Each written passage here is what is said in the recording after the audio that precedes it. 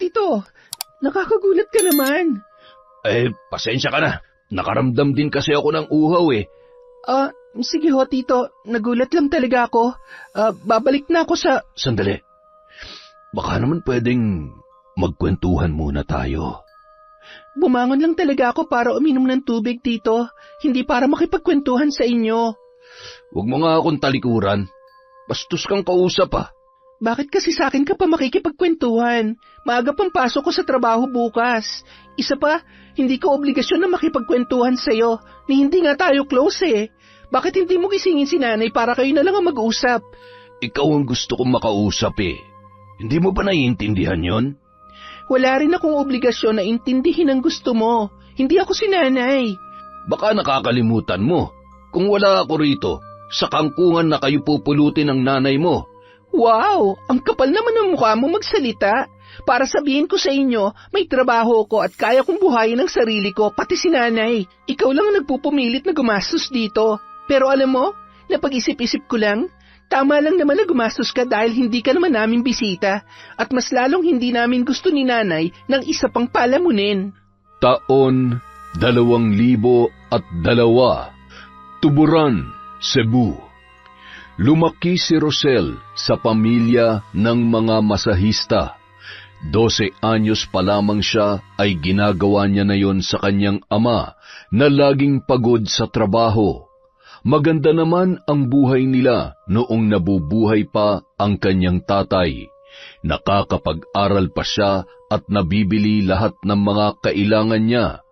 Ngunit nagbago ang lahat noong inatake sa puso ang kanyang ama habang nagmamaneho ng truck. Doon na nagsimula ang kagipitan sa kanyang buhay. Nakapag-aral pa rin ang babae pero hanggang high school na lamang ang kinaya.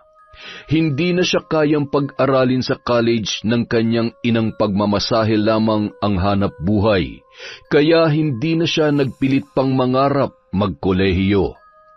Alam niyang hindi yon kayang abutin ng kanilang kakarampot na kita mula sa pagmamasahe.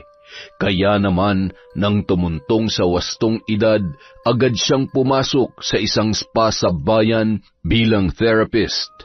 Noong una ay masakit sa katawan. Mula 10:00 ng umaga hanggang 7:00 ng gabi, hawak niya ang likod, braso at paa ng iba't ibang kliyente. May mababait, may bastos at mayroon ding mapanghusga. Pero tiniis niya ang lahat dahil sa kanilang pangangailangan. Hindi man kalakihan ang kinikita niya roon, ay sapat na yon para maasahan siya ng kanyang ina. Kahit papaano ay napapakinabangan na siya sa paghahanap buhay. Nakakapagbigay siya para sa bigas at ilan pang gastusin, kaya nakakapagpahinga na ang kanyang ina sa pagtatrabaho. Pag-uwi ni Rosel, bitbit niya ang isang plastic bag na may lamang 2 balot ng lutong ulam at pansit bihon na paborito ng kanyang nanay. Naabutan niya ang inang nakaupo sa papag, pinupulikat na ang mga kamay dahil sa dami na nagpahilot buong araw. Oh, nandyan ka na pala. Nakabili ka ba ng ulam? Hindi ko na kaya magluto. Namamanhid na mga kamay ko. Opo, Nay. Bumili na ako ng lutong ulam tsaka pansit. Mukhang marami nagpahilot sa inyo ngayon ah. Marami nga. Pero yung ibinayad sa akin ay dumaan lamang sa mga kamay ko. Ibinayad ko na sa utang natin para hindi na pabalik-balik maningil dito si Estong. Ay, mukhang kailangan ko na magkaroon ng makakatuwang sa buhay. Nakakatulong na po ako sa inyo, Nay. Ibig kong sabihin, yung makakatuwang ko na sa lahat. Oo nga't nakakatulong ka na sa akin, pero ganun na ba ang buhay natin? Hanggang ngayon, Rosel, hindi ko pa rin nararanasan ng mahabang pahinga. Puro trabaho pa rin ako sa edad kong ito. Kung ganun, gusto niya pang maghanap ng bagong makakasama sa buhay? Ganoon na nga. Nanliligaw kasi sa akin yung suki ko sa pagmamasahe. Yung bagong nangungumpahan doon kina Lydia. Kayo pong bahala, Nay, kung makakatulong po talaga siya sa inyo. Pero kung makakapagpabigat lang siya at makakadagdag lang sa konsumo natin, huwag na lang po kayong magpaligaw. Bakit ba mas marunong ka pa sa akin? Nagpapaalala lang po ako, Nay. Kayo na nga po ang may sabi na katuwang ang gusto ninyo. Huwag mo na akong pakailaman sa diskarte ko. Basta ikaw, ayusin mo ang trabaho mo. Kapag nagkaroon ka ng customer na mapera at nagustuhan ka, patulan mo na agad para may makapag-ahon naman sa akin sa kahirapan. Kung may kapatid ka lang sana, baka yun pang nakapagpayaman sa akin. Ikaw kasi, pahina-hina ka eh. Kontento ka na lang sa kakarampot mong sahod sa pagmamasahe. Hindi rin naman po kasi ganun kadali makahanap ng trabaho, Nay. Kung mag-iinarte pa ako, baka lalo lang akong walang kitain. Ay nako, huwag na natin pagtalunan yan. Maghanda ka na lang na makakain ng makapaghapunan na tayo. Inaantok na rin ako. Hindi yun ang unang beses na ipinamukha ng kanyang ina na wala siyang kakayahang payamanin ang natitira niyang magulang. Ilang beses na ring sinabi sa kanya na kung may kapatid lamang siya ay baka naging maganda ang kanilang buhay. Napabuntong hininga na lamang si Rosel habang inihahanda ang kanilang hapunan. Nakatayo siya sa may lababo sa kusina sa likod ng kanilang bahay. Nakabukas lang yon dahil walang dingding ang kanilang kusina. Ang banyo naman, ilang hakbang pa ang layo sa bahay, gaya ng pangkaraniwang palikuran sa mga probinsya. Habang inililipat niya sa mangkok ang biniling ulam, bigla na lamang siyang natigilan nang makarinig ng sunod-sunod na alulong ng aso sa labas.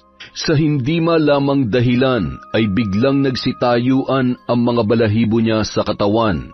Sumilip siya para hanapin kung nasaan ang asong umaalulong, pero mukhang nanggagaling yon sa malayong lugar. Kanino bang aso yon? Nakakatakot naman. Kinaaling Celis yata yon, Nay. Pambihira naman talaga ang mga yun, oo. Di man lang saway ng alaga nila. Nakakaperwisyo na eh. Imbis na sulsulan ng ina, ay nanahimik na lamang ang dalaga. Batid niyang may hindi pagkakaunawaan ang kapitbahay nilang si Aling Celis at ang kanyang nanay dahil sa utang nila na hindi pa rin nababayaran. Ayaw niyang mas lumala pa yon dahil kapag ginipit sila ng ginang ay tiyak na sila ang dehado. Bagamat kinikilabutan, sinubukan na lamang niyang hindi pansinin ang naririnig na alulong ng aso. Ngunit nang akmang papasok na siya sa kusina, bigla namang nakaagaw pansin sa kanya ang malaki at itim na pusang mabilis na napadaan sa labas ng kanilang bahay.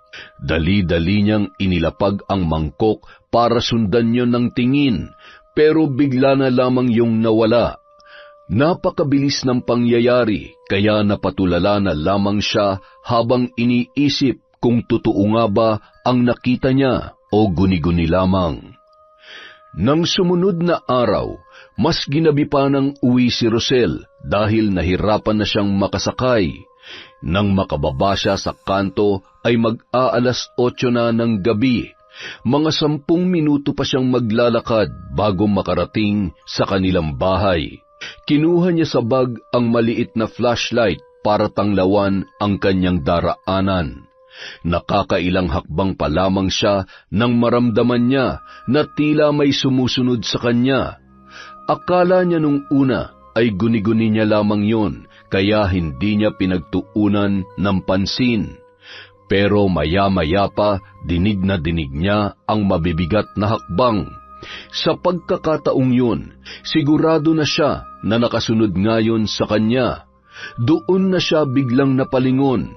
Itinapat niya ang ilaw roon, pero wala naman siyang nakita, maliban sa mga bakas ng paa.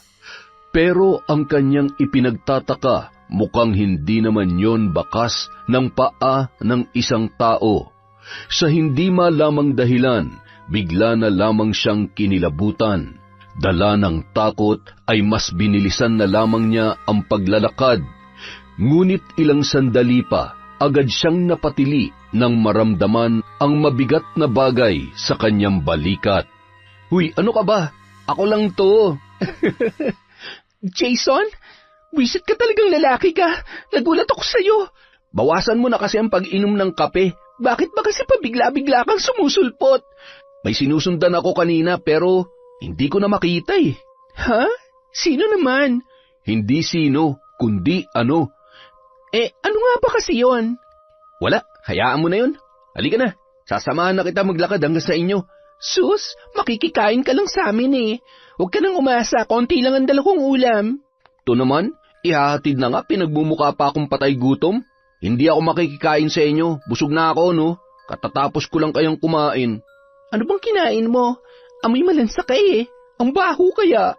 Alam mo minsan, takpan mo rin yung bibig mo para hindi nangangamoy.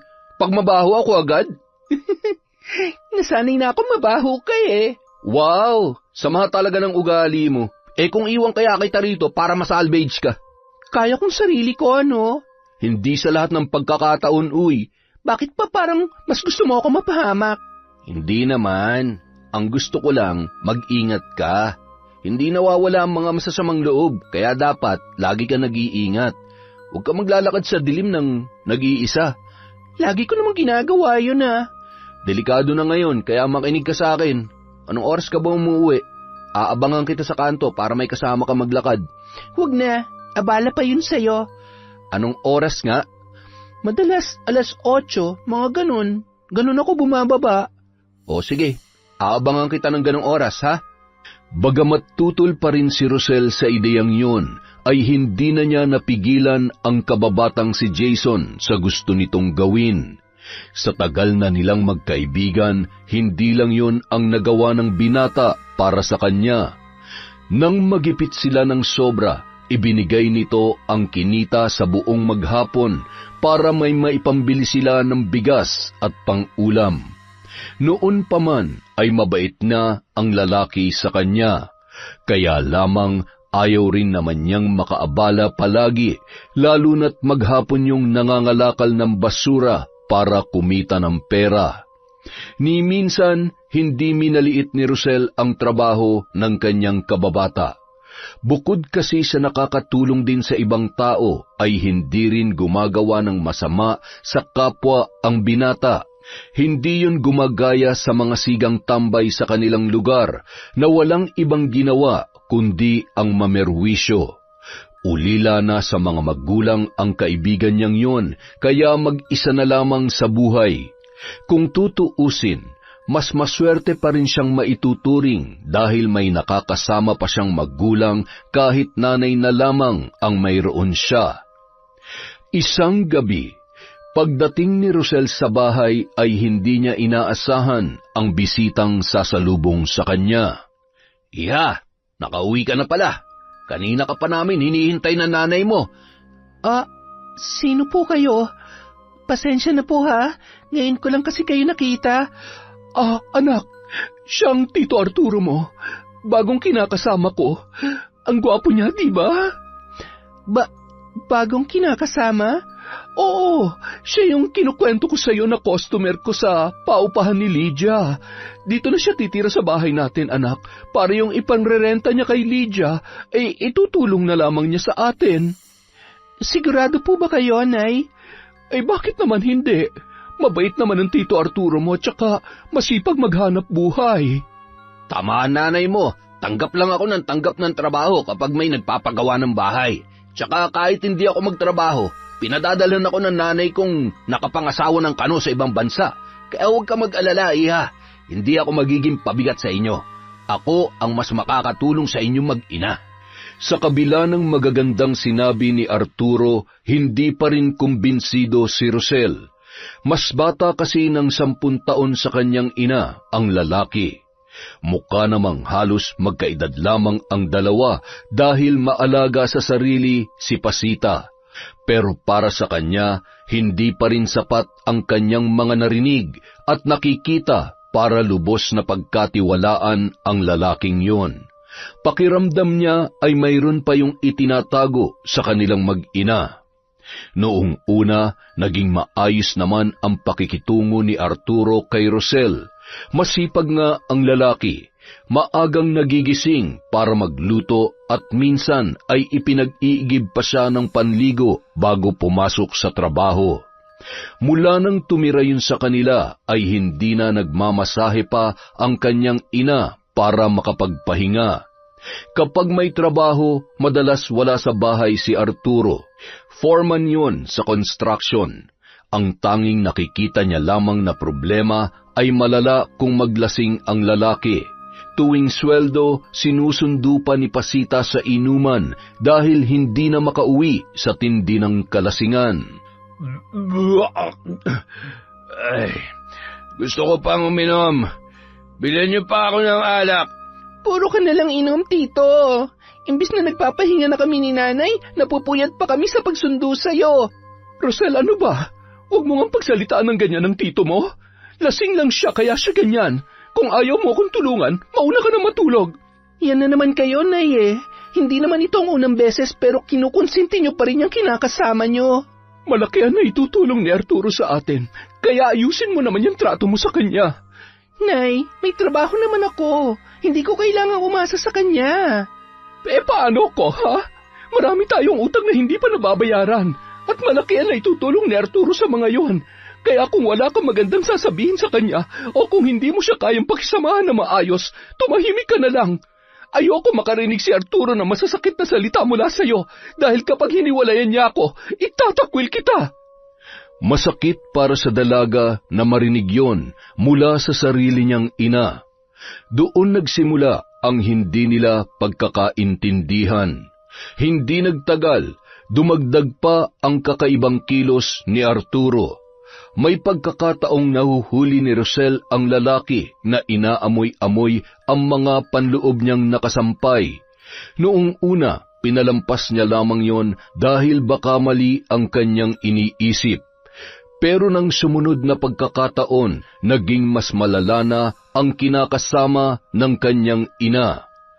Isang gabi, nagising ang dalaga dahil sa isang masamang panaginip. Nakakita siya ng nakakakilabot na nilalang at nakipagtitigan pa yon sa kanya. Pawisan siya nang bumangon at nanunuyo pa ang kanyang lalamunan, kaya napilitan siyang lumabas ng silid. Pumunta siya sa kusina para uminom ng tubig, pero matapos niya yung lagukin, muntik na siyang mapasigaw nang biglang tumambad sa kanyang harapan si Arturo. Tito, nakakagulat ka naman. Pasensya ka na. Nakaramdam din kasi ako ng uhaw eh. Sige ho, Tito. Nagulat lang talaga ako. Babalik na ako sa... Sandali. Baka naman pwedeng magkwentuhan muna tayo. Bumangon lang talaga ako para uminom ng tubig, Tito. Hindi para makipagkwentuhan sa inyo. Huwag mo nga akong talikuran. Bastos kang kausap ah. Bakit kasi sa akin ka pa makikipagkwentuhan? Maaga pang pasok ko sa trabaho bukas. Isa pa, hindi ko obligasyon na makipagkwentuhan sa'yo, ni hindi nga tayo close eh. Bakit hindi mo gisingin si Nanay para kayo na lang ang mag-usap? Ikaw ang gusto kong makausap eh. Hindi mo ba naiintindihan yon? Wala rin akong obligasyon na intindihin ang gusto mo. Hindi ako si Nanay. Baka nakakalimutan mo. Kung wala ako rito, sa kangkungan na kayo pupulutin ng nanay mo. Wow! Ang kapal naman ng mukha mo magsalita. Para sabihin ko sa inyo, may trabaho ko at kaya kong buhayin ang sarili ko, pati si Nanay. Ikaw lang ang nagpupumilit na gumastos dito. Pero alam mo, napag-isip-isip ko lang, tama lang naman na gumastos ka dahil hindi ka naman namin bisita. At mas lalong hindi namin gusto ni Nanay ng isa pang palamunin. Dahil sa galit sa mga nasabi ni Rosel, nasaktan siya ni Arturo nung gabing yon. Pero nanlaban ang dalaga at sinubukang gantihan ang lalaki. Kaya lamang ay nagising ang kanyang ina at siya pa ang inakusahang unang nanakit kay Arturo. Bukod pa ron, ginawan pa siya nito ng kwento para mas lalo silang magkasira ng kanyang ina. Sinubukan naman niyang kausapin si Pasita pero mas pinaniwalaan nito si Arturo, kaya hindi na siya nag-aksaya pa ng panahon na magpaliwanag.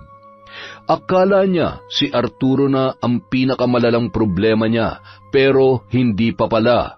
Biglaan ang naging pagdating ng kapatid ng kinakasama ng kanyang ina at tahasang sinabi na doon na lang muna sa kanila titira dahil 2 lamang ang kwarto sa kanilang bahay at may kaliitan pa yun sa sala natutulog ang kapatid nitong si Oyong. Unang kita pa lamang niya sa lalaki ay hindi niya na yun gusto, lalo na ang paraan nito kung paano tumingin sa kanya. Tulad ni Arturo, may halong pagnanasa. Pakiramdam tuloy ni Rosel ay hindi na siya ligtas sa sarili nilang pamamahay. Kung noon ay nagagawa pa niyang tumambay sa kusina pagkatapos maghapunan mula nang dumating ang lalaki, ay hindi niya na yon nagagawa dahil kakailanganin pa niyang dumaan sa sala kung saan yun madalas nakahilata. Ay, nakakainis talaga. Hindi na ako makagalaw na maayos sa bahay. Bakit? Dahil pa rin ba sa kapatid ng Tito Arturo mo? Ano pa nga ba? Ang nakakainis pa, hanggang ngayon, wala pa ring trabahong lalaking yon, kaya dagdag palamunin pa. Hindi man lang makaisip na maghanap ng trabaho. Umaasa na lang sa kapatid niya magkano din lang naman ang naibibigay nun kay nanay. Hindi kaya mas maganda kung bubukod ka na lang? Kaya mo namang mangupahan, diba? Oo, kaya ko naman, pero iniisip ko kasi si nanay Paano kapag siya na lang ang naiwang mag-isa ron? Lasinggero pa naman pareho yung magkapatid. Hindi naman kakayanin ng konsensya ko kapag may nangyari masama sa kanya dahil sa 2 yon. Sabagay, pero ang hirap niyan ha? Paano naman kung mabastos ka rin doon? Walang ibang tutulong sa'yo. Kapag sinabi mo naman sa nanay mo, hindi ka pinaniniwalaan. Yun pa nga ang isang inaalala ko Mukha talagang manyak Paano kaya kung doon ka na lang muna sa amin? Seryoso ka ba? Ganon din yun. Iiwan ko pa rin si nanay. Tsaka masyado na kayong marami sa bahay niyo para makisiksik pa ako. Anong ang gagawin mo? Kung doon ka pa rin sa inyo, pareho kayo ng nanay mo na malalagay sa alanganin. Basta, hindi ko siya pwedeng iwan doon. Bahala na, gagawin ko na lang siguro ng paraan na mapaalis yung Oyong na yun sa bahay. Sa amin naman yun Sa tatay kong bahay na yun, kaya wala silang karapatan doon. Buti pa, kausapin mo na lang yung kapatid ng tito mo, para mas madali. Para namang makikinig sa akin yun. Masyado siyang asa sa kapatid niya, kaya malabong mangyari ang sinasabi mo. Kung ganon, maging alerto ka na lang. Huwag masyadong mahimbing ang tulog. Babawan mo lang para kapag may ginawang masama ang lalaking yon, makakalaban ka. Tsaka lagi ka rin maglagay ng balisong sa ilalim ng unan mo. Kapag pinagtangkaan ka, gripuhan mo agad. Wow, parang sanay na sanay ka. Bakit, may nagripuhan ka na ba? Siyempre wala pa. Turo lang din sa akin yan ni nanay. Malay mo naman magamit mo. Hindi ko ipagdarasal na magamit ko yon, Chacha. Bukod kay Jason, isa si Chacha sa mga napagsasabihan niya ng mga saloobin at mga hinaing sa buhay. Pinsan niya si Chacha sa side ng kanyang ama. Noon pa man ay malapit na sila sa isa't isa at halos magkapatid na ang turingan. Madalas silang magkita tuwing walang pasok sa trabaho. Kadalasan inaabot pa sila ng gabi sa galaan. Ngunit natigil yon nang mabalita ang tungkol sa isang dalagitang natagpuang patay sa may sapa. Halos hindi na raw yon makilala dahil basag ang bungo at bahagya na ring lumobo ang katawan, dala ng pagkakababad sa tubig. Ngunit hinala ng mga taga-sityo, hinalay muna ang babae bago pinatay ng sospek. Wala pang maituro sa nangyaring krimen, pero inalerto na ang buong lugar para mag-ingat dahil posibleng maulit pa yon hanggat hindi natutukoy kung sino ang gumawa noon sa dalagita. Rosel, hindi ba't lagi kang ginagabi ng uwi? Delikado nang magpagabi ngayon sa daan. Mukhang mas delikado pa nga ako dito sa loob ng bahay Anong sabi mo? Ay, kahit saan naman, Tito, delikado na. Mas mabuti na rin nag-iingat ka. Ipapasundo na lang kita kay Oyong kapag pauwi ka na, ha? Hindi na ho kailangan. Kaya ko naman ang sarili ko. Pero pamilya na tayo, kaya hindi mo mayaalis sa akin ang mag-alala. Lalo na dalaga ka at maganda pa. Baka pagsamantalahan ka rin ng masasamang loob. Nagulat ang dalaga nang bigla na lang yumakap sa likod niya si Arturo at marahang hinaplos ang kanyang braso.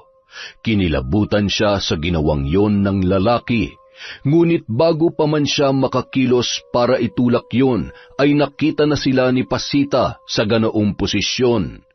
Wala silang imikan ng kanyang ina ng gabing yon. Tahimik lamang silang naghapunan at walang kwentuhan, gaya ng madalas nilang ginagawa. Mabuti na lamang at wala roon si Oyong, kaya kahit papaano ay nakahinga siya ng maluwag. Sinubukan niyang kausapin ang ina matapos kumain, pero umiwas yon sa kanya. Napabuntong hininga na lamang ang dalaga dahil sa nangyari. Marahil ay iniisip ng nanay niya na nakikipaglandian siya sa kinakasama nito, kaya ganoon na lamang ang naging reaksyon nang makita silang dalawa ni Arturo. Makalipas ang ilang araw, muli na namang kumalat sa kanilang sityo ang balita tungkol sa isa na namang dalagitang ginahasa at pinatay. Ngunit sa pagkakataong yon, mas malala at mas karumal-dumal ang ginawa. Wala nang saplot ang babae nang matagpuan sa may talahiban sa tabi ng kalsadang madalas dinaraanan ni Rosel sa tuwing siya ay umuuwi. Bukod sa mga pasa at dugo sa pagitan ng mga hita ng dalaga, ikinagulat ng mga taga-sityo ang warak na tiyan nito. Nawari hinalukay para tanggalin ang mga laman loob. Maging ang ilang parte ng katawan ay hindi na matagpuan. Ang iba naman ay nakahiwalay na sa katawan at lasug-lasug na ng kanilang matagpuan. Matapos mabalitaan at makita mismo ang panibagong biktima, ay nilukob na ng takot ang dalaga. Hindi na siya mapakali, lalo na't doon pa mismo nangyari ang krimen sa lagi niyang dinaraanan. Iniisip pa lamang niya na naglalakad siyang mag-isa sa kalsadang yon papasok sa kanilang kanto, ay kinikilabutan na siya. Wala kasing kabahay-bahay roon dahil ang magkabilang gilid ng daan ay puno ng matataas na talahib. Inabandona ng may-ari ang lupang yon, kaya hindi na nalilinisan o natatabasan man lang ang mga damo. Kaunting kaluskus lang sa labas ng bahay ay agad nang nagigising ang dalaga. Ganoon din tuwing nakakarinig siya ng kahol ng aso. Tila may boses sa kanyang isipan na bumubulong na siya na ang susunod na biktima. Hindi niya rin mawari kung bakit, pero masyadong mabigat ang kanyang pakiramdam sa paligid. Nakakatakot mang isipin, pero may kutob siya na ang salaring hinahanap ng mga taga-sityo ay malapit lamang sa kanila, o mas tamang sabihin na mas malapit pa sa kanyang inaakala. Hindi na rin mapalagay ang mga taga-sityo dahil sa magkasunod na nabiktima ng sinumang halang ang bituka na pinupuntirya ang mga dalaga. Maaga naman talagang natutulog ang mga taga-sityo, pero mula nang mabalita ang tungkol sa mga nangyaring krimen, mas napaaga pa ang pagsasara ng mga tindahan at ng mga bahay ng mga residente. Pinagbawalan na ang mga kabataan, lalo na ang mga dalagita, na magpagala-gala sa pagsapit ng dilim. Doon na rin inalala ni Rosel ang kanyang kaligtasan. Kaya naman kahit nahihiya sa kaibigan, ay kinausap pa rin niya si Jason. "Oh, himala, naligaw kaya ta rito sa bahay? Mula nung maging magkaibigan tayo, ngayon ka lang pumunta rito ah." "Ano naman kasing gagawin ko rito? Madalas naman tayo nagkikita kahit hindi ako tumambay dito, di ba? At saka, hindi mo naman ako inaaya sa bahay mo eh." "Siyempre, baka kung anong isipin ng nanay mo kapag isinama kita rito nang tayo lang. Baka bigla tayong ipakasal nun." "Kasal agad? Hindi naman ganun ka-OA si nanay, no?" "Ay, siya nga pala. Ano bang sadya mo rito? Gusto mo bang magkape muna?" "Hindi na. Okay lang ako. May sasabihin lang sana ako sa'yo." "Ano yun?" "Di ba, inaabangan mo naman talaga ako sa may kanto tuwing umuwi ako?" "Oo, bakit? Ititigil ko na ba? Ha? Hindi. Ano kasi, ipapakiusap ko sana sa'yo kung pwedeng gawin mo na lang lagi. Natatakot kasi ako eh. Alam mo naman yung nangyari dun sa 2 dalagita, di ba? Nakakatakot kaya yun. Alam mo, bago mo pa maisip yan, nakapagdesisyon na akong sunduin ka gabi-gabi. Hinanda ko na nga yung balisong ko eh. Baka sakaling mapalaban. Talaga? Ibig sabihin, susunduin mo na ako gabi-gabi? Oo, inulit mo lang yung sinabi ko. Wala namang ibang gagawa nun para sa iyo eh. Tsaka hindi kita kayang ipagkatiwala sa ibang tao. Nangako kaya ako sa tatay mo nung nabubuhay pa siya. Hoy, ang bata pa natin nun, no? Kahit na, nun pa lang, gusto na talaga kitang protektahan. Hindi lang sa mga masasamang loob, kundi pati sa mga kakatuwang nilalang. Kakatuwang nilalang? Sa kapre. Baka kasi tangayin ka bigla eh. Sa liit mong yan, baka bitbitin ka lang nun at isabit sa sanga ng puno. Ang pinagsasasabi mo, di na uso yung mga kapre-kapre na yan, tsaka mga aswang. Hindi ka naniniwala sa aswang? Hindi, pero kahit hindi ako naniniwala, natatakot pa rin ako sa dilim. Paano kung totoong mga aswang? Gusto ko muna makakita para maniwala ako. Sigurado ka? Kaya mo ba? Siyempre hindi. Ano ba? Hindi naman totoo yun, tinatakot mo lang ako eh. Totoo sila, uy. Darating ang araw na maniniwala ka rin, sigurado yan. Dahil nagtagal pa ron ang dalaga ng ilang oras, inabot na siya ng gabi. Ihahatid na sana siya ni Jason nang biglang dumating doon ang kanyang inang galit na galit, kasama si Arturo. Nay, anong ginagawa niyo rito? Ano pa nga ba? Di sinusundo ka. Alalang-alala ko sa'yo dahil gabing-gabi na hindi ka pa rin nakakauwi. Tapos nandito ka lang pala sa bahay ng lalaking yan. Ihatid ko na po sana si Rosel sa inyo. Naunahan niyo lang po kami, tita. May namamagitan na ba sa inyo ng anak ko? May nakapagsabi sa akin na ikaw ang madalas na sumusundo kay Rosel sa kanto tuwing gabi. Palagi kayo magkasama kaya hindi kayo makakapagsinungaling sa akin. Nay, bakit naman kami magsisinungaling sa'yo? Wala naman kaming ginagawang masama. Ngayon nga lang ako pumunta dito sa bahay ni Jason eh. Napasarap lang ang kwentuhan namin kaya... Nagkukwentuhan lang ba talaga kayo? Sa itsura ng lalaking yan, mukhang hindi gagawa ng mabuti. Jason, pumunta ka sa bahay bukas. Mag-uusap tayo. Nay, ano ba to? Walang ginagawang masama sa akin si Jason. Ako nga ang pumunta rito eh. Rosel, hayaan mo na. Ako nang bahalang makipag-usap kay tita bukas. Bagamat nasa trabaho, hindi pa rin mapakali si Rosel dahil ng mga sandaling yun, batid niyang kinakausap na ng kanyang ina ang kanyang kababata.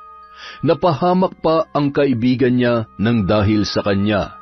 Kung hindi sana siya nagpunta sa bahay ni Jason at nagtagal doon, hindi sana yun mangyayari. Kaya naman nagpasya siya na maagang umuwi para makausap kaagad ang kanyang ina. Hanggang 6:00 lang siya sa spa, pero paglabas niya doon ay madilim na ang paligid na sumasalubong sa kanya. Nagtaka ang dalaga dahil dati naman ay hindi pa ganoon kadilim tuwing sasapit ang 6:00 ng gabi.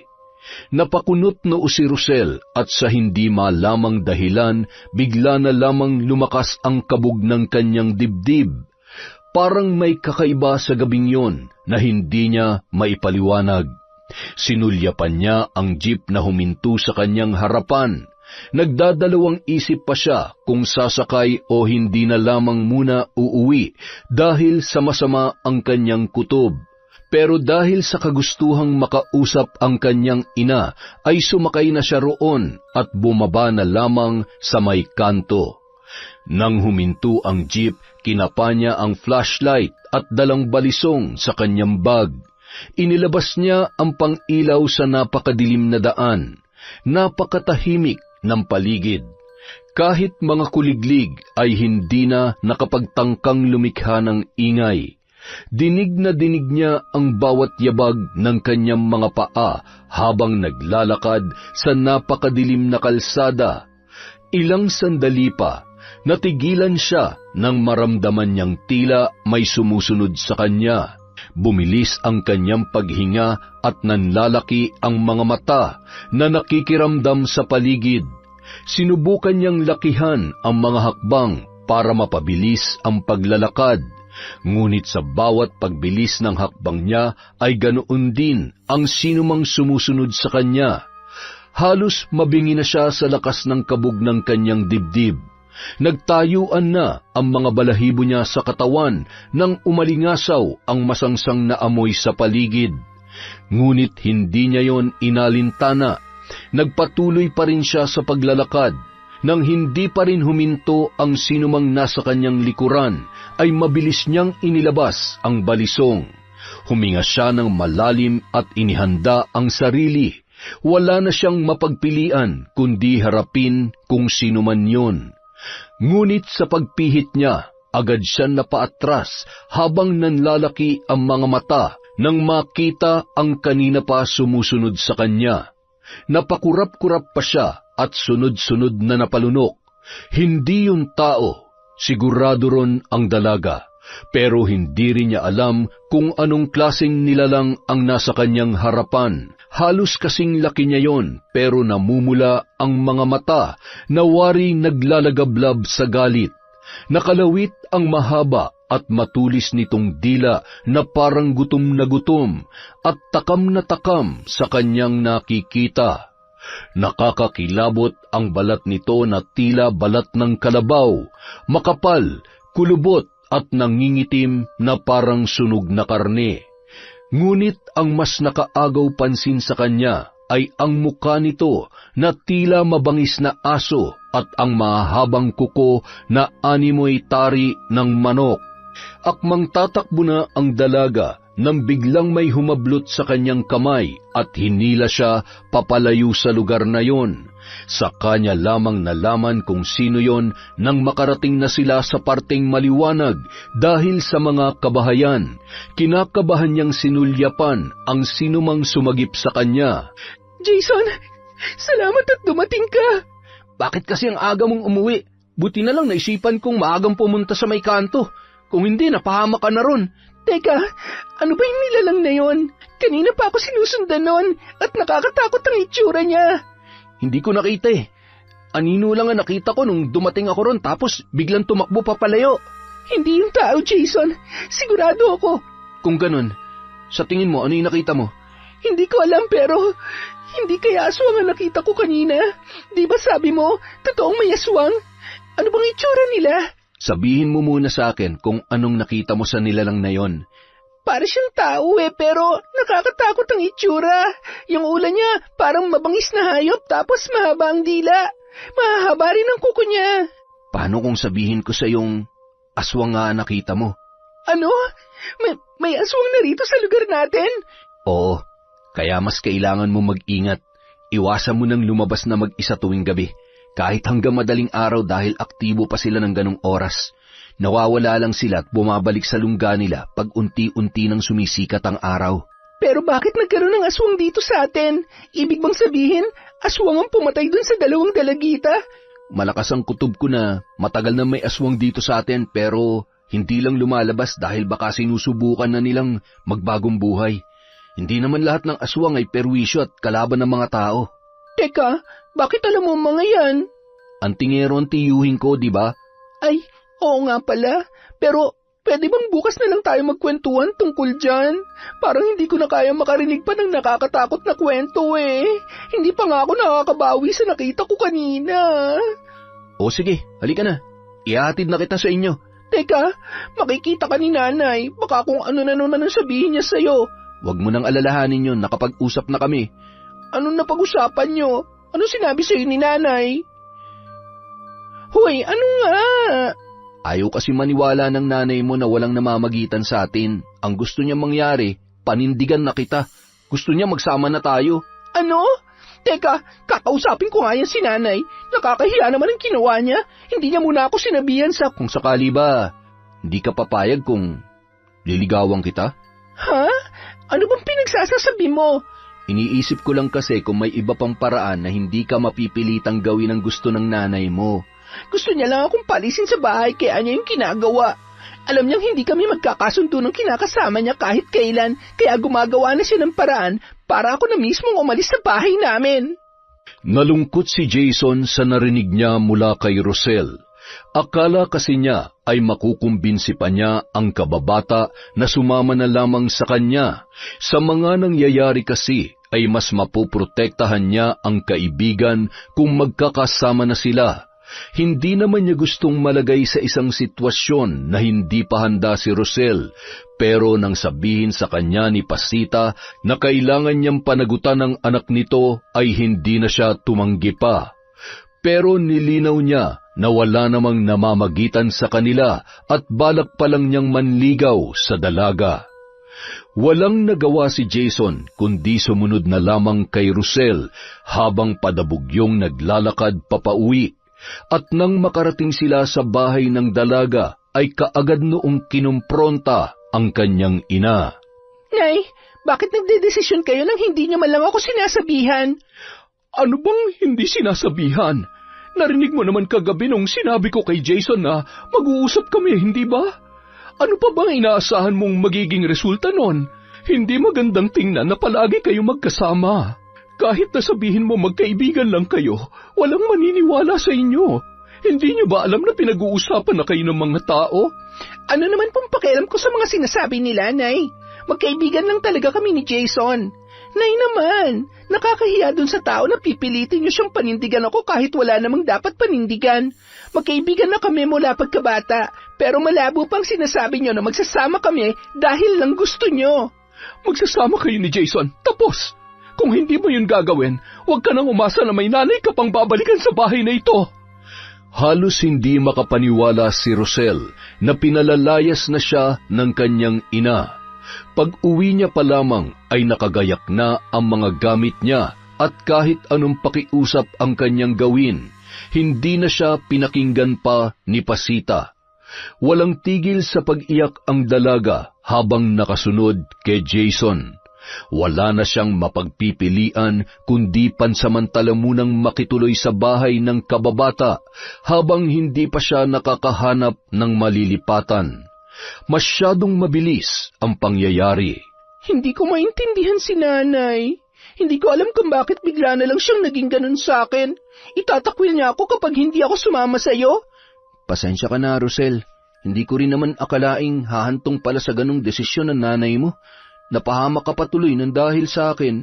Hindi, wala kang kasalanan. Tinulungan mo na nga ako kaya dapat magpasalamat ako sa'yo. Ang totoo, tinanong ako ng nanay mo kung kaya ba kitang panindigan. At sinabi kong, oo, kaya siguro naging ganun ang desisyon niya. Kaya, pasensya ka na talaga. Ayoko namang mapilitan ka sa pagsama sa akin. Huwag ka mag-alala, bukas na bukas, tutulungan kitang makahanap ng malilipatan mo. Wala pa akong pera ngayon Binigay ko kay nanay yung sinahod ko noong nakaraan kaya wala pa akong magagamit sa pangungupahan kung sakali. Jason, kung ayos lang sana sa'yo, pwede bang makituloy na nga lang muna ako dito sa bahay mo? Oo naman. Hayaan mo na kung ano man ang iniisip ng ibang tao. Basta tayo, alam natin kung ano ang totoo. Tsaka, mas makakabuti na rin siguro yon para mabantayan kita mabuti. Ang laki ko namang abala sa'yo tapos makikitira pa ako sa bahay mo. Doon pa nga lang sa kinausap ka ng nanay ko na parang may namamagitan talaga sa atin, hiyang-hiya na ako sa iyo Tapos ngayon, magiging kargo mo pa ako dahil makikitira na ako dito sa bahay mo. Wala namang kaso sa akin yun. Kaya huwag ka na mag-isip ng kung ano-ano dyan. Magkaibigan tayo at tutulong ako sa iyo hanggat kaya ko. Mula nang tumira si Rosel sa bahay ni Jason ay tila gumaan ang lahat para sa kanya. Nakakatulog na siya ng mahimbing dahil alam niyang ligtas siya roon at malayo sa posibleng kapahamakan dahil sa kinakasama ng kanyang ina. Ngunit minsan, hindi niya maiwasang mangulila sa kanyang nanay, lalo na't nasanay siya na palagi silang magkasama at magkasabay kumain tuwing siya ay uuwi. Nakikibalita naman siya sa kanyang ina. Sumisilip siya sa bahay nila paminsan-minsan pero malamig pa rin ang pakikitungo ni Pasita sa kanya. Wari ipinaparamdam na hindi na siya dapat pa pumunta roon. Ngunit hindi nakaligtas sa kanya ang pangangayayat ng kanyang ina at ang pamumutla nito na parang may pinagdaraanan. Nang mga sumunod na araw, muli na namang nagulantang ang sityo nang matagpuan ang bangkay ng isang babae na nakumpirmang 20 anyos at anak ng isang magsasaka na nakatira sa may tabing ilog. Gaya ng ikalawang dalagita na naunang natagpuan, ang bangkay ay wala na ring saplot. Puno ng pasa ang katawan at halos hindi na makilala ang muka.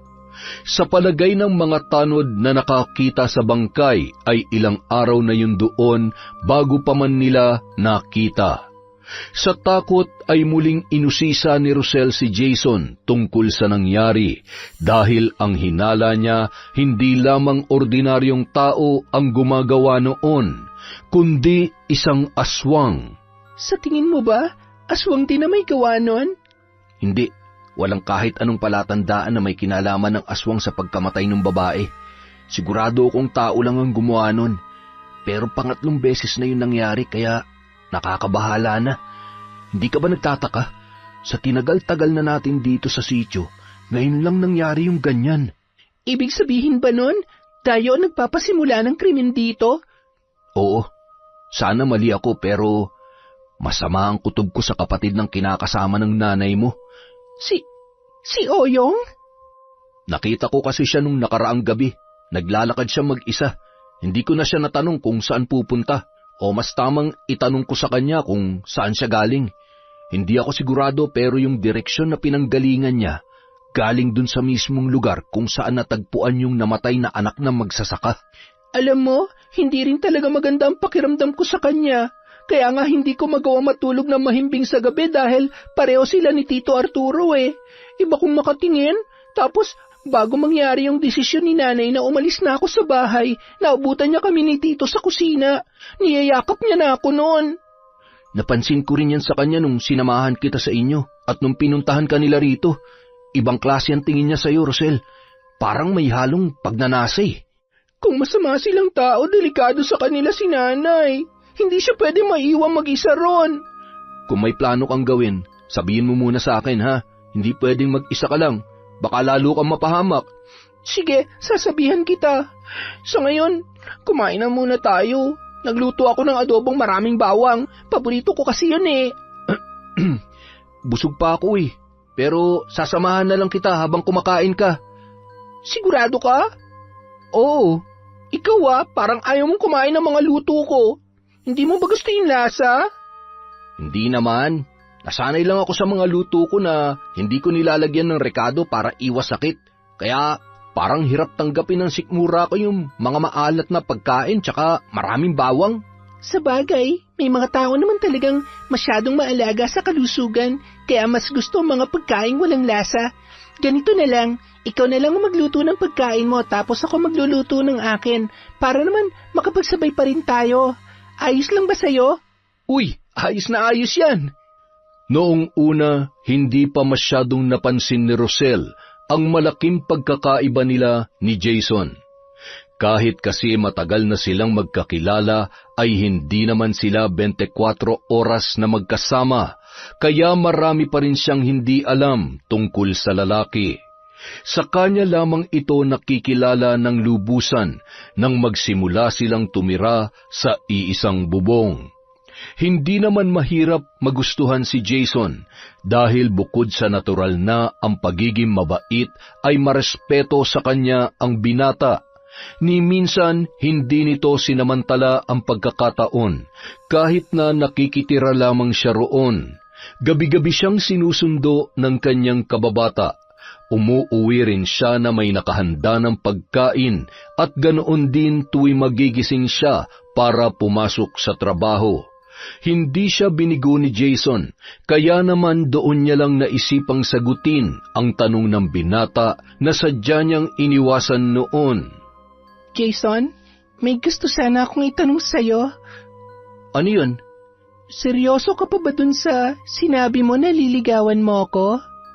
Seryoso naman talaga ako ron pero ayokong isipin mo na sinasamantala kong pagkakataon kaya nirespeto ko na lang yung gusto mo. Paano kung sabihin ko ngayon na payag na ako magpaligaw sa'yo. Ha? Talaga? Payag ka na? Oo, hindi na rin naman ako bumabata, tsaka ngayon, wala na akong ibang nakikitang matinong lalaki na alam kong aalagaan ako at susuportahan ako sa lahat ng bagay kundi ikaw. Hindi pa nga tayo pero pinoprotektahan mo na ako. Nakikita ko naman lahat ng ginagawa mo. Ba't nakapikit ka? Joke lang. Kung ganun, sisimulan ko ng panliligaw sa'yo ngayon din. Naging mas masipag at dumoble pa ang pagsisikap ni Jason para patunayan ang sarili kay Rosel. Ngunit kahit pumayag ng magpaligaw ang kanyang kababata, hindi pa rin niya maiwasang mag-alala dahil mayroon pa siyang hindi sinasabi sa dalaga.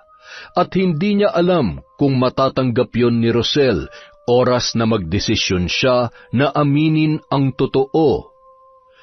Kinagabihan, habang mahimbing ang tulog ni Rosel, agad na kumilos si Jason para magtungo sa bahay na nag-iisa na lang niyang kamag-anak na si Kado. Bakit ngayon ka lang pumunta rito? Pasensya na po, Chong. Hindi kasi ako makatsyempo. Sa bahay na nakatira si Rosel. Kung ganon, totoo nga ang nakarating na balita sa akin na nagsasama na kayo ng kababata mo. Ang tanong, alam niya na ba ang tungkol sa sikreto mo? Hindi pa, Chong. Hindi ko nga rin alam kung paano yun sasabihin sa kanya. Baka hindi niya ako matanggap. Dapat mong sabihin sa kanya ang totoo. Pero bago yon, may kailangan ka munang malaman. Ano po yun, Chong? May nagbabadyang panganib sa buhay ni Rosel. Panganib? Oo. Tama lang nakasama mo na siya, pero wag mo na siyang ibabalik sa pamilya niya dahil hindi siya ligtas doon. Bakit po, Chong? Nakita ko ang kinakasama ni Pasita, si Arturo, pati yung isang lalaki. Ang sabi na napagtanungan ko, kapatid yun ni Arturo at doon mismo nakatira sa bahay ni na Rosel. Ano naman po meron sa kanila, Chong? Nakita ko si Arturo nitong nakaraan, kasama ang anak ni Simon bago pa napabalitang patay na ang anak niya. Kung hindi ako nagkakamali, siya ang huling kasama ng babaeng yon bago pa man mapahamak. Ibig sabihin, si Arturo ang rapist at pumapatay ng mga dalaga rito? Yung kapatid niya. Jason, kapag nagkita at nagkalapit kayo ng lalaking yon, malalaman mo rin ang sagot sa tanong mo. Mas mabuti nang mapagtanto mo yon kaysa ako magsabi sa iyo. Mag-iingat ka at mas lalong ingatan mo si Rosel dahil siya ang pinupuntirya ng mga taong pinag-uusapan natin. Naging malaking palaisipan kay Jason ang sinabi ng kanyang tiyuhin. Hindi maganda ang kutob niya kina Arturo at Oyong pero hindi pa rin malinaw sa kanya ang dahilan at yun ang kailangan niyang alamin. Siguradong may tinatago pa magkapatid na yon at malalaman ko rin yun dahil hindi ako papayag na mapahamak si Rosel sa mga kamay nila. Samantala, hating gabi nang magising si Pasita, muli niyang narinig ang pamilyar na ingay mula sa labas ng kanilang silid. Kinakabahan niyang sinulyapan ang pwesto ni Arturo. Napakunot noo siya nang mapansing wala roon ang lalaki. Mas lalong lumakas ang pagkabog ng kanyang dibdib. Mukhang may ginagawa na naman yun na hindi maganda. Bumangon siya at lumabas ng kwarto para hanapin ang kanyang kinakasama. Ngunit imbes na si Arturo, bigla siyang napaatras sa takot nang makita si Oyong na tila namimilipit ang katawan sa sahig. Muntik na siyang mapasigaw nang tila mabali ang buto ng lalaki at pagkatapos ay mabagal na tumayo. Hanggang sa unti-unti nang nagbago ang kanyang anyo. Aswang, yun ang unang pumasok sa kanyang isipan. Sisigaw na sana si Pasita sa takot nang maramdaman niyang may tumakip sa kanyang bibig at mabilis siyang hinila pabalik sa kwarto. Nanlaki ang mga mata niya nang mapagtantong si Arturo yon. Kukumprontahin na sana niya ang lalaki nang bigla na lamang nitong binuksan ang isang botelya at hinayaang sumingaw ang nakakasulasok na amoy mula roon. Natulala na lamang siya at hindi na niya nagawa pang magsalita. Si Arturo naman, nakahinga ng maluwag nang matulala na lamang ang kanyang kinakasama. Nadala niya yon sa tulong ng panghihipnotismo gamit ang laman ng botelyang kanyang hawak-hawak.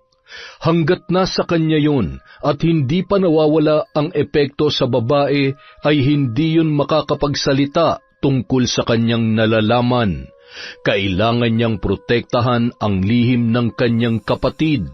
Malaki ang naging sakripisyo ni Oyong para sa kanya. 5 taon na ang nakalilipas.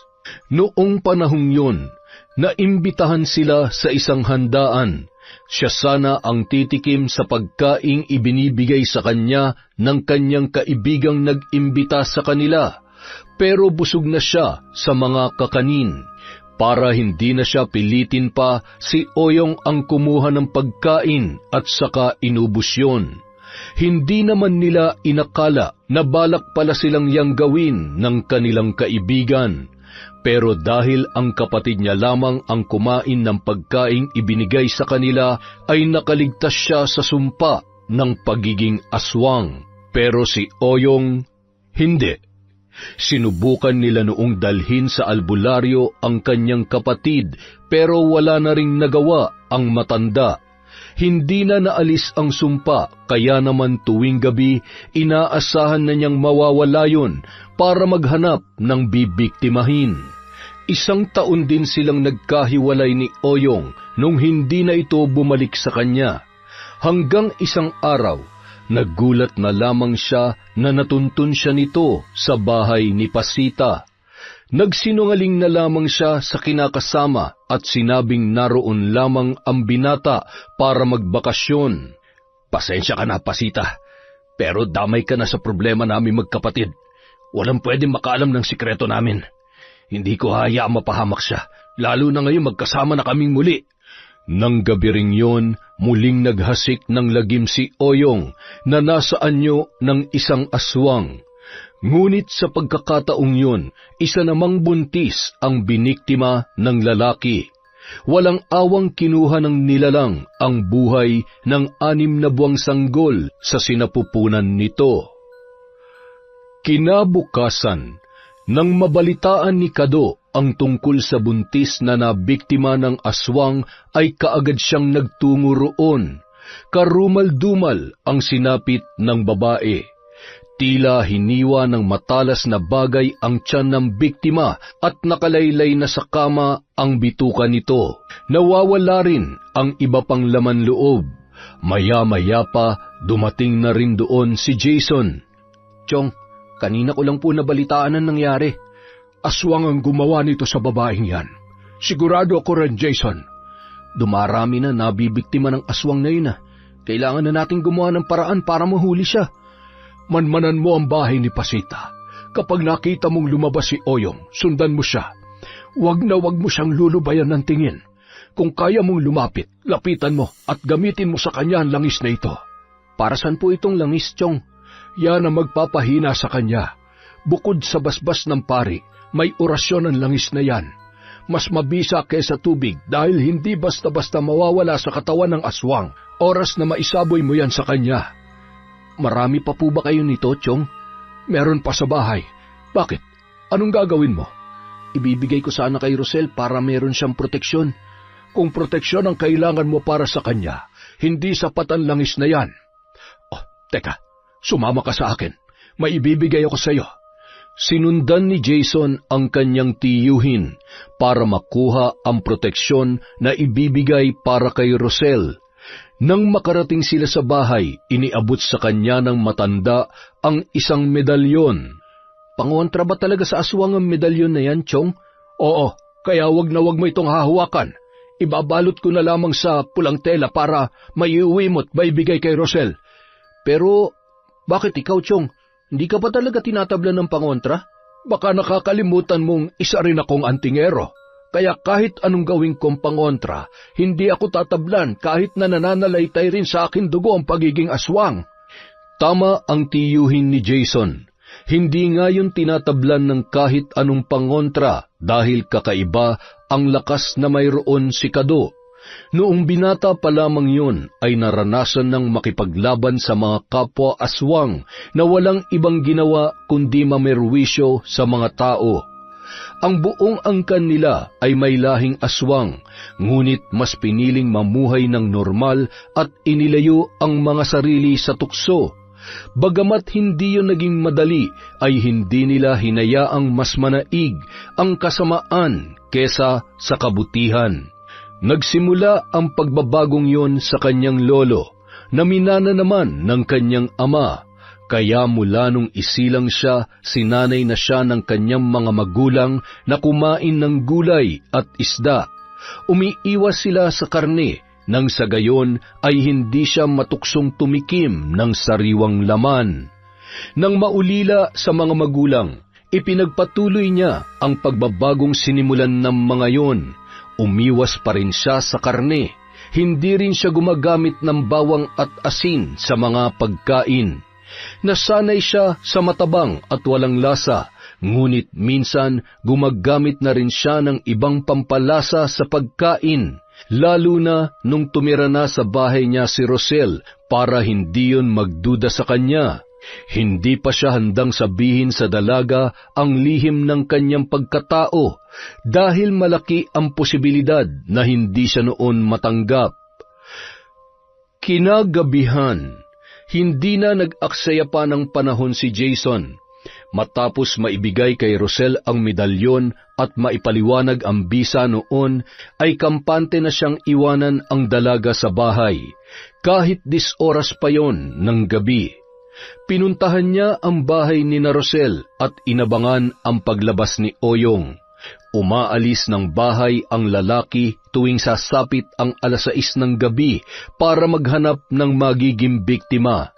Pero bumabalik pa yon sa bahay para maghintay na mas lumalim pa ang gabi. Pagsapit ng 11:00, saka lamang muling lalabas si Oyong. Napakunot ang noo ni Jason nang umalingasaw ang pamilyar na amoy nang makalapit siya sa bahay na tinutuluyan ng lalaki. Tama nga ang kanyang hinala, si Oyong ay aswang. Ilang sandali pa, lumabas na yun sa bahay, ngunit sa pagkakataong yun ay iba na ang kanyang anyo. Hindi na yun tao, kundi nasa anyo na ng isang aswang. Buong ingat niyang sinundan ang nilalang. Kung gaano kaliksi ang kilos noon ay kinaya ring tumbasan ni Jason. Hanggang sa huminto ang aswang sa tapat ng isang bahay, kung saan kasalukuyang humihilab ang tiyan ng isang buntis. Lalapit na sana roon ang nilalang, nang bigla siyang sumipol para agawin ang atensyon nito. "Saan ka pupunta? Nakahanap ka na naman ba ng bago mong mabibiktima?" Sino ka?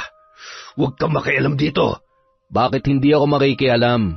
Tahimik at payapa ang buhay namin dito sa sityong to bago kayo dumating ng kapatid mo. Kilala kita, kaya sa oras na may mangyari sa babaeng nakatira sa bahay na yan, babalikan kita at ng pamilya ng bibiktimahin mo. Alam ko kung saan ka makikita tuwing kalat na ang liwanag, Oyong." Kitang-kita ni Jason kung paano natigilan ang halimaw nang banggitin niya ang pangalan noon. Laking gulat na lamang niya nang bigla yung kumaripas ng takbo papalayo, nawari takot na takot sa kanya. Napailing na lamang si Jason dahil sa panghihinayang.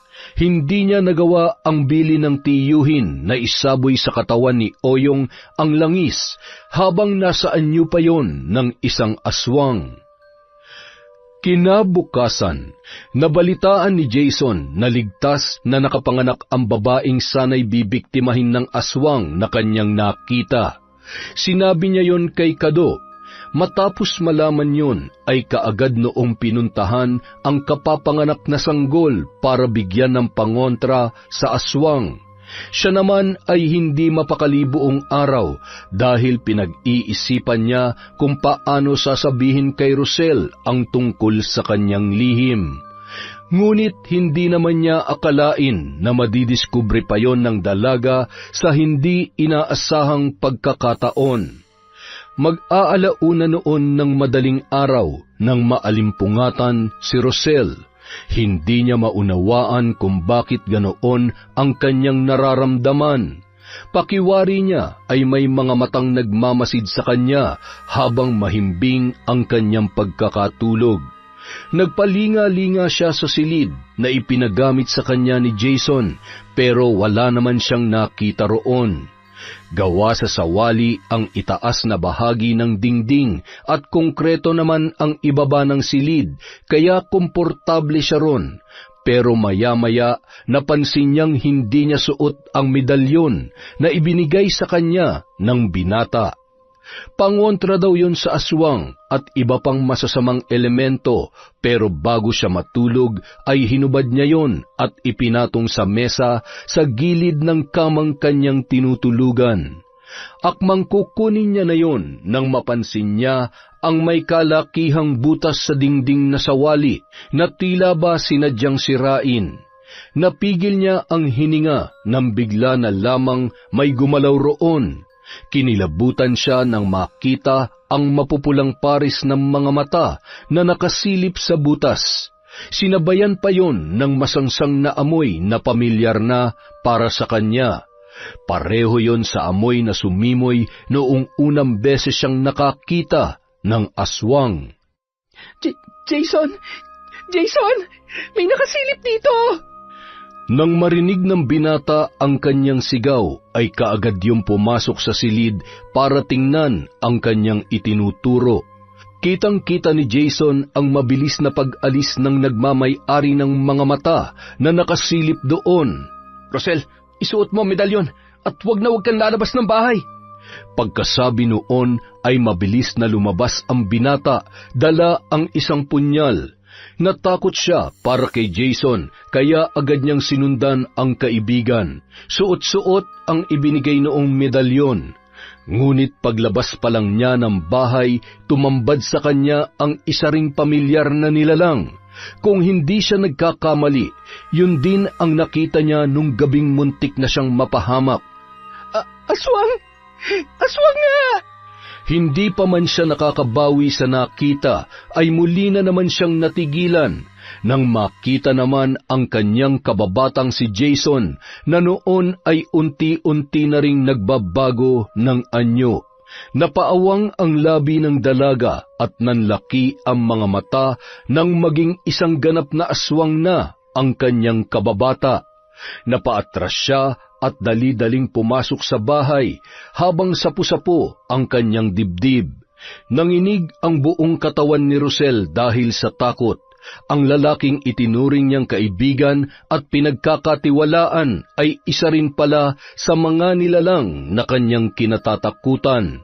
Dala ng halu-halong takot ay bigla na lamang siyang nawalan ng malay.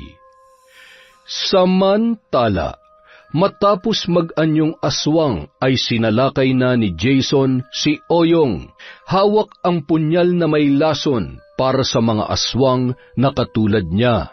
Bukod sa talim na alaga ng orasyon ay dun niya ibinuhos ang langis na ibinigay ni Kado sa kanya. Sinubukan siyang kalmutin ng kanyang kalaban, ngunit mabilis siyang nakailag. Nang hindi siya tamaan ay mas lalong tumindi ang galit nito. Muling sumugod sa kanya si Oyong at nakalmot siya sa kaliwang braso. Umangil si Jason nang maramdaman ang matinding kirot at hapdi mula sa kalmot. Ngunit hindi siya pumayag na hindi niya yon mababawian. Sa muling pagsugod niya ay nagawa niyang ibaon ang punyal sa dibdib ng kalaban. Dahilan para umatungal yon ng malakas at maliksing tumakbo papalayo. Kinabukasan, napatili si Rosel nang tumambad sa kanya ang muka ni Jason. Anong ginagawa mo? Wala akong ginagawa masama sa'yo. Binantayan lang kita dahil nawalan ka ng malay kagabi. Pagpasok ko rito, nakahandusay ka dyan sa sahig. Nakita kita kagabi. Nakita ko lahat, Jason. Ay, alam ko, at balak ko na rin talagang sabihin sa iyo pero hindi lang ako makahanap ng tiyempo.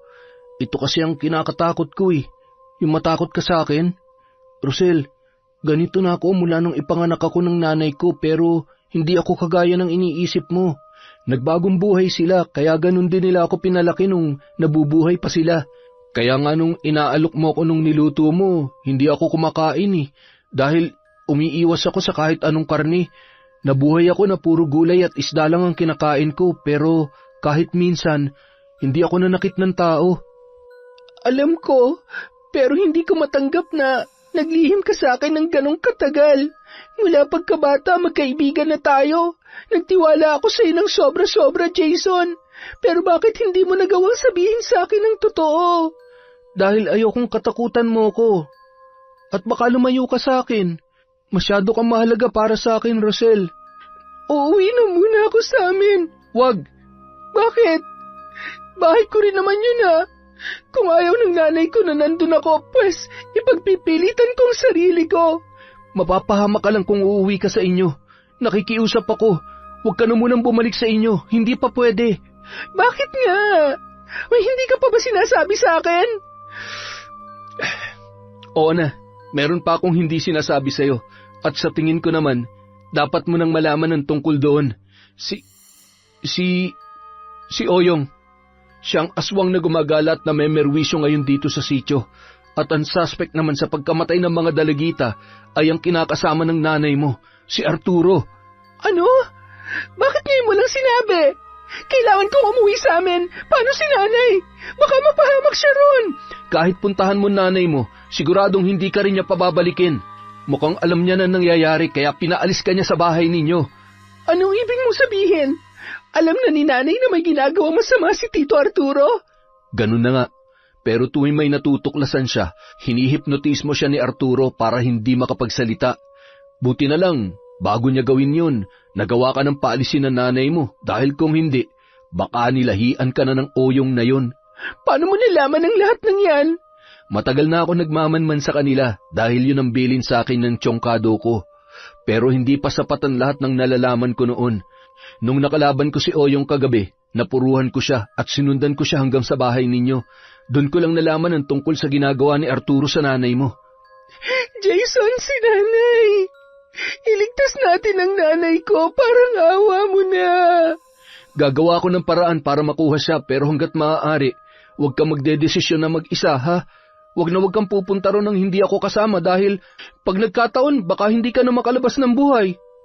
Bagamat gustong-gusto nang makita at makasama ni Rosel ang kanyang ina, ay sinunod niya ang payo ni Jason na huwag na munang pumunta sa kanilang bahay para sa kanyang kaligtasan.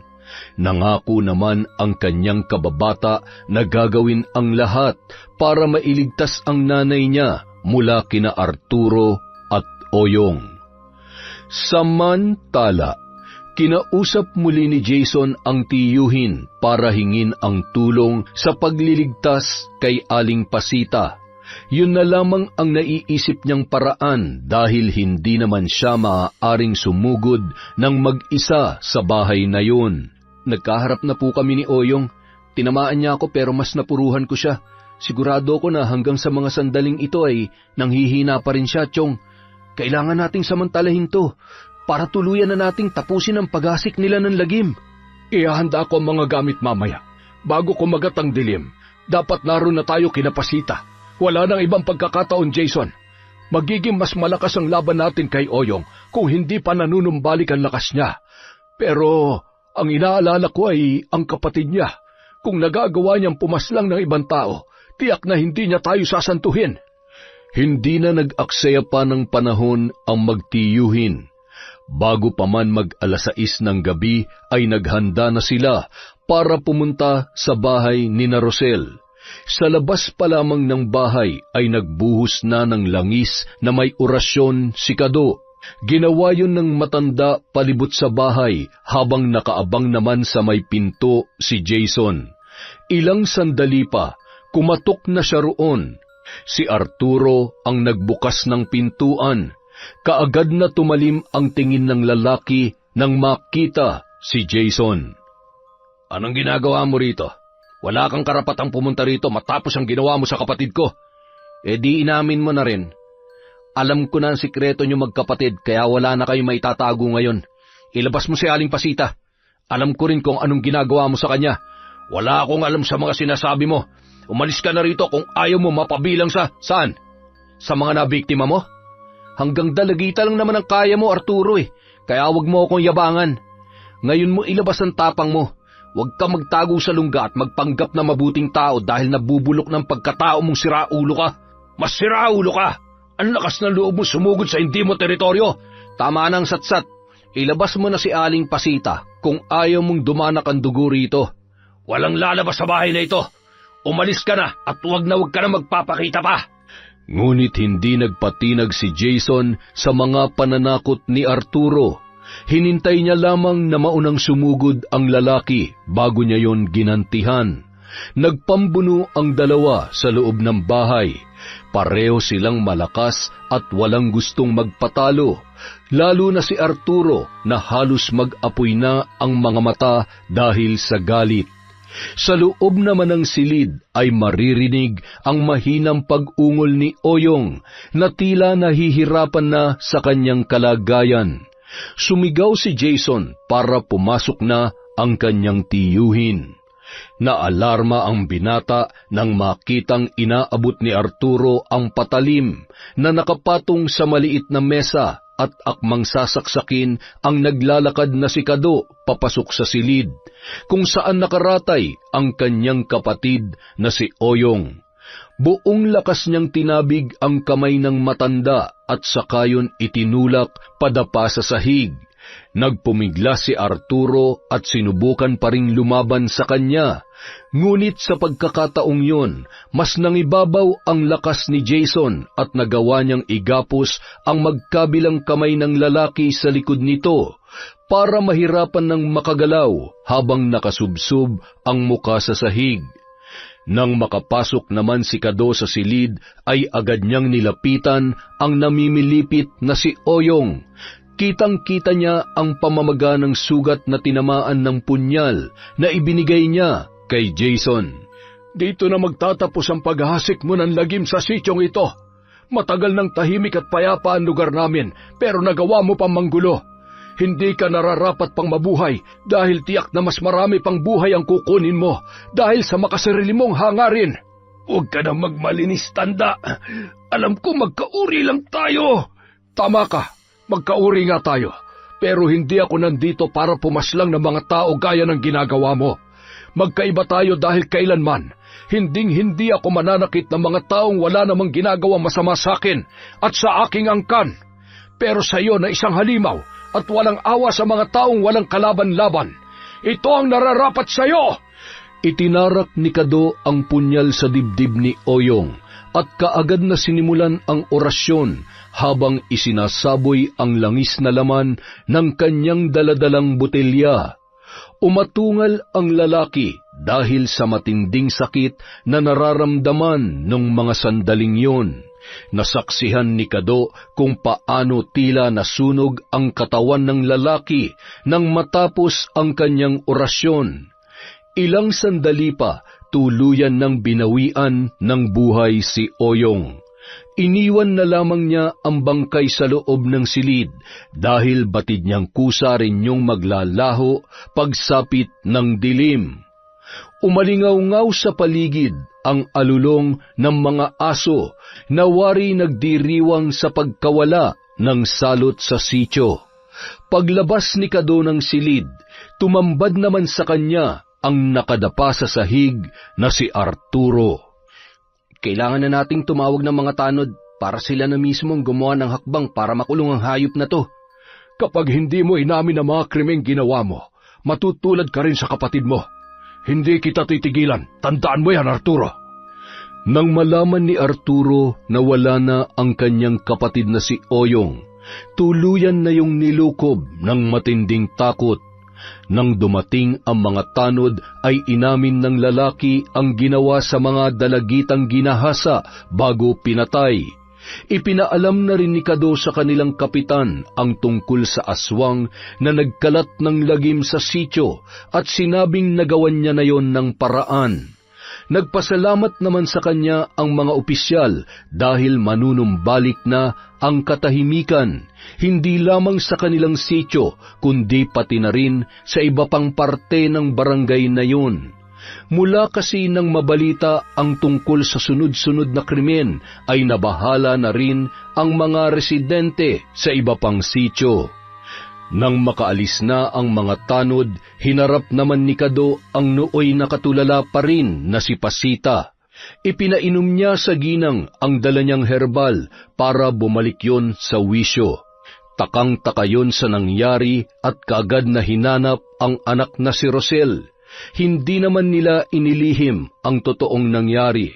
Doon na rin nila napagtanto na nasaksihan pala ni Pasita kung paano mag-anyong aswang si Oyong at nalaman na rin ang kahayupan ni Arturo kaya napilitang itaboy ang sariling anak. Pagbalik ni Rosel sa kanilang bahay, naging madamdamin ang tagpo nilang mag-ina matapos ang pinagdaanan nito kina Arturo at Oyong. Nangako siya na hinding-hindi na iiwanan pa ang kanyang nanay. Para makasiguro, nagbigay na rin si Kado ng pangontra para kay Pasita. Tulad ng kay Rosel, isa rin yung medalyon. Sa ngayon, wala nang panganib dito sa sityo, pero gusto kong ingatan niyo ang pangontrang ibinigay ko sa inyo dahil yan ang magiging proteksyon niyo sa mga masasamang elemento, lalo na sa aswang. Maraming salamat, Mang Kado. Sa'yo rin, Jason, dahil hindi mo pinabayaan ang anak ko. Pasensya ka na sa mga nasabi ko at kung nabigla kita na, panindigan ang anak ko kahit na alam kong wala kayong relasyon. Wala pa, Nay, pero hindi po malabo. Lalo na ngayon na mas nakilala ko na si Jason. Oo nga po, Nay. Hindi nagtagal, sinagot na rin ni Rosel ang kanyang kababata. Ang dating usap-usapan lamang tungkol sa kanilang dalawa ay nauwi na sa katotohanan. Masaya naman ang binata dahil tinanggap siya ni Rosel ng buong puso, sa kabila ng malaman niya ang lihim sa pagkatao nito. Sa pagkawala ni Oyong at sa pagkakakulong ni Arturo ay wala nang nabalita pang krimen sa kanilang sityo. Nawala na ang pangamba ng mga residente roon kaya bumalik na sa normal ang araw-araw nilang pamumuhay. Ngunit para sa mas ligtas na kalagayan ng mga taga-sityo ay ginawan ng paraan ng kanilang kapitan na mailawan ang madidilim na parte ng kanilang kalsada. Kalaunan, nagkaroon na rin ng mga bahay doon. Ang malawak at bakanteng talahiban ay may bago ng nagmamay-ari kaya pinalinisan na rin yon para gawing manukan. Nawala na ang takot ni Rosel dahil bukod sa tahimik na ang kanilang lugar, kasama na rin niya ang lalaki na hindi man mayaman ay nangakong poprotektahan siya at aalagaan habang buhay. Yon! Grabe yung kwentong yon. Napakaganda. Dahil dyan, wala po tayong shout-out. Sa susunod na po, medyo busy lang po ngayon si Enteng. Maraming salamat po sa walang sawang pagsuporta sa Kwentong Enteng.